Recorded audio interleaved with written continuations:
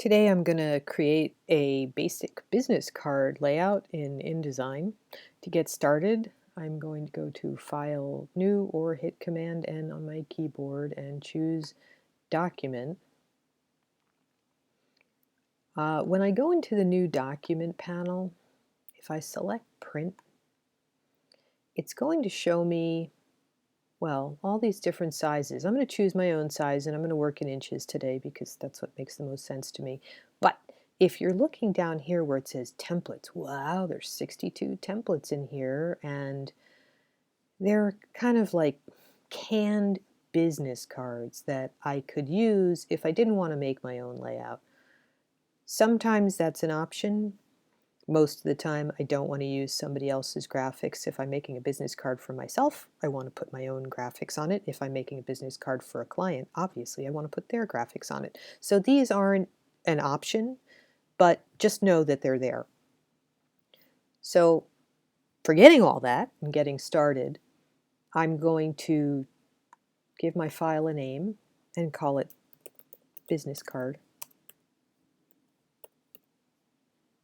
Going to set my units of measure to inches, and this may differ depending on where you are. You may be using picas if that is what your printer requests. You may be using millimeters or some other unit of measure, whichever one you use is fine.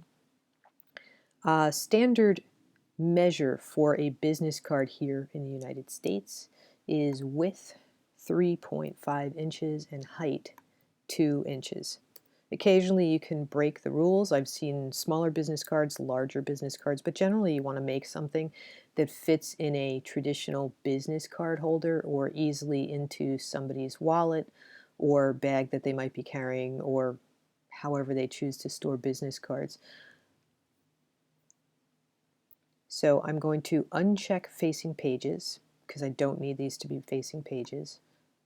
I'm going to set number of pages to 2 because my business card is going to have a front and back, and all this other stuff I can ignore. Columns, I don't need that, it's just going to have one column. But margins, generally when I produce a business card, I allow myself a little buffer zone of between 1/8 of an inch and a quarter of an inch.